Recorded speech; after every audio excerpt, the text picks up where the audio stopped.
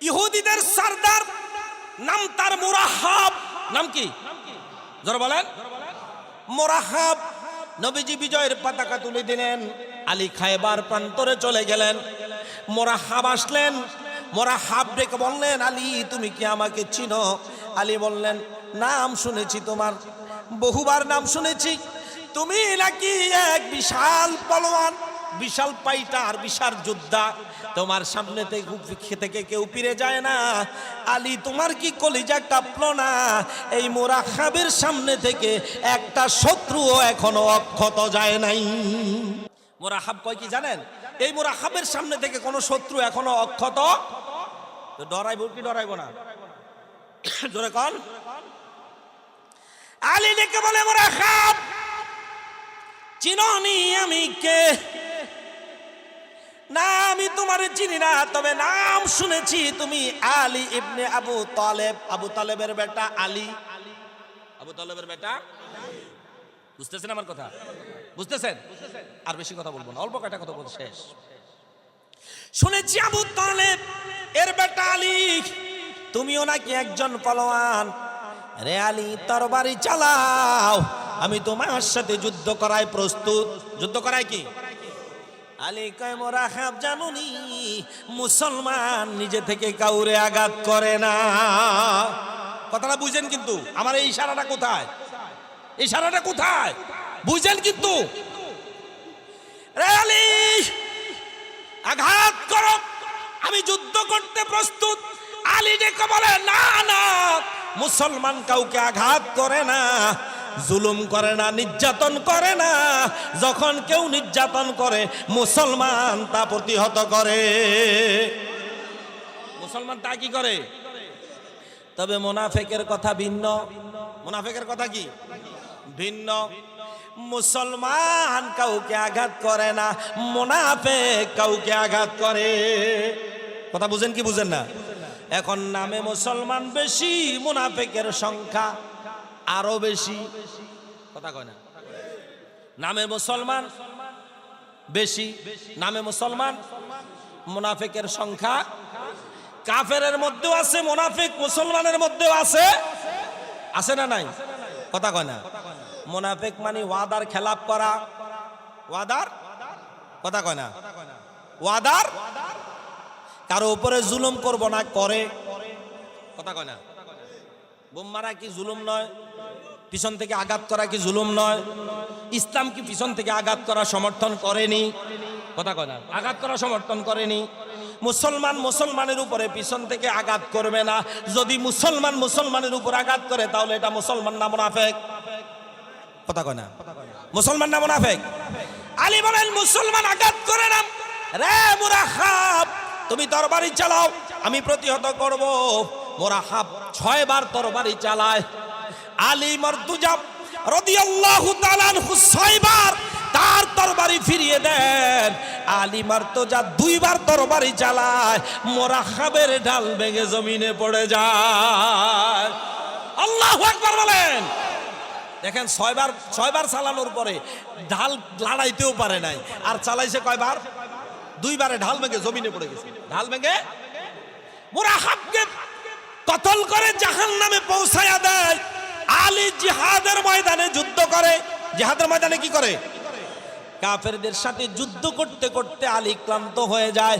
হঠাৎ করে আলীর হাত থেকে ঢালটা ছুটে পড়ে যায়। ঢাল থাকে বাম হাতে, তলোয়ার থাকে ডান হাতে। তলোয়ার থাকে কোথায়?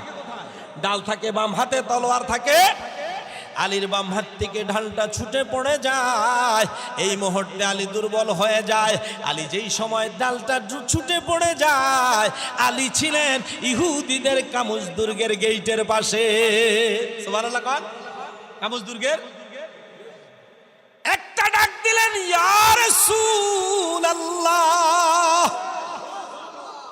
ডাক দেন, আরো আওয়াজ করে ইয়া রাসূলুল্লাহ বলে, বিসমিল্লাহ বলে কামুজ দুর্গের গেটটা বাম হাতে টান দিলেন।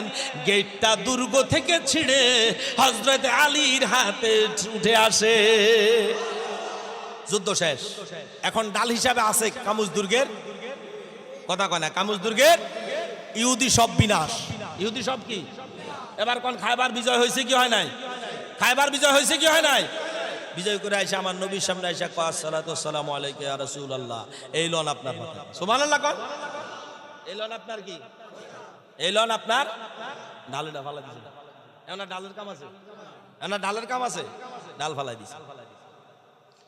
আলী শুনেছি জিহাদের ময়দানে তোমার ঢাল পড়ে গেছে, তোমার ঢাল ছুটে গেছে, তুমি কিভাবে শত্রুর মোকাবেলা করে বিজয় ছিনিয়ে আনলা। সুবহানাল্লাহ কোন। হযরত আলী রে আমরা আসাদুল্লাহ আল গালেব কোন না, এই জানো ঘটনা, জানো ঘটনা কোথায়? কথা বুঝছেন নি? আলী ঢাল ছাড়া কিভাবে শত্রুর মোকাবেলা করলে? আলী ডেকে বলেন ইয়া রাসূলুল্লাহ, বাম হাতে ডাল হিসাবে আমি ইহুদিদের কামুজ দুর্গের গেটটা ব্যবহার করেছি। আমার নবী কয় যাও এটার উঠাও। এটার কি করো? গেছে যে টানতেছে। আচ্ছা এটার ওজন হইলো 80 মণ। ওজন কয় মণ? ইতিহাসে স্টাডিজ অনার্স করছি যখন, ইতিহাসে পড়ছি এটার ওজন 80 মণ। কেউ লেখছে 71 মণ, এরকমের কি একটু কম বেশি, 70-এর উপরে, 80-র নিচে বা 80। আচ্ছা 80 মণ আপনারা আলগাইতে পারবেন? এনে যা আছে সব মিলেও তো আলগাইতে পারতেন না। দেখো বলে আলী ঢালটা তোলো, ডান হাতে বাম হাতে টান দিলেন, উঠলো না। ডান হাত লাগালেন, উঠলো না। দুই হাত দিয়ে টান দিলেন, আলীর সমস্ত লোমকূপের গোড়াগুলো ঘামে ভিজে গেল। আলী বললেন ইয়া রাসূলুল্লাহ, ইয়া হাবিবাল্লাহ, এটা মাটি থেকে এক চুল পরিমাণও তো নাড়াতে পারলাম না। আলী ডেকে বলে আলী ইয়া রাসূলুল্লাহ, মাটি থেকে নাড়াতে পারলাম না কারণ কি? ডেকে বলে আলী রে, ও আলী জানোনি যখন ইয়া রাসূলুল্লাহ বলে ডাক দিয়েছো, আমার আল্লাহ রাব্বুল আলামিন ইয়া রাসূলুল্লাহর বরকতে যখন বিসমিল্লাহির রহমানির রহিম বলে হাত ধরেছো, আমার আল্লাহ তোমার বাম হাতের সাথে আল্লাহর কুদরতি শক্তি লাগাইয়া দিছে। আমি তোমারে বললাম রে আলী, তুমি আলী না, তুমি আসাদুল্লাহিল গালেব, তুমি আল্লাহর শক্তি। কার শক্তি? কার শক্তি? আল্লাহর শক্তি। বলেন দেখি, ইহুদিদের সাথে জিহাদ করেছেন নবীর মোহাব্বত নিয়ে না মোহাব্বত ছাড়া? আমাদের দেশে যুদ্ধে নামছে নবীর মোহাব্বত ছাড়া। কথা কয় না? যুদ্ধে নামছে কি ছাড়া? নবীর মোহাব্বত। নবীর মোহাব্বত। আপনারা কি মোহাব্বতের সাথে থাকবেন না মোহাব্বতের বাইরে থাকবেন? বাংলাদেশের রাজনীতি চলে কি চলে না? কয়েকটি কথা বলে শেষ করে দিচ্ছি। দেখেন আমার দেশের রাজনীতিবিদ যারা, তারা আপনাদেরকে ধোঁকা দিচ্ছে। কি দিচ্ছে? জান্নাত কার হাতে? দিবেন কে? জাহান্নাম কার হাতে?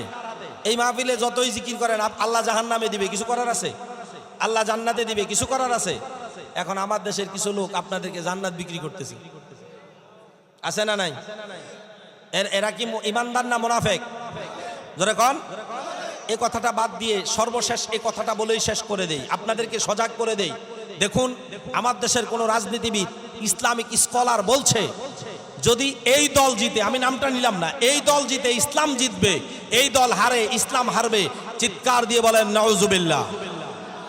ইসলাম কি 5 বছরের জন্য সীমাবদ্ধ না আল্লাহর দিন পরিপূর্ণ? ইন্নাদ দীন ইনদাল্লাহিল আল-ইয়াওমা আকমালতু লাকুম দীনাকুম ওয়া আতমামতু আলাইকুম নি'মাতি ওয়া রাদিতু লাকুমুল ইসলাম দীনা। ইসলাম এমন একটি দিন যা পরিপূর্ণ করেছি, পরিপূর্ণ করে এটার উপরে আমি আল্লাহ রাজি এবং খুশি হয়েছি। সুবহানাল্লাহ বলেন।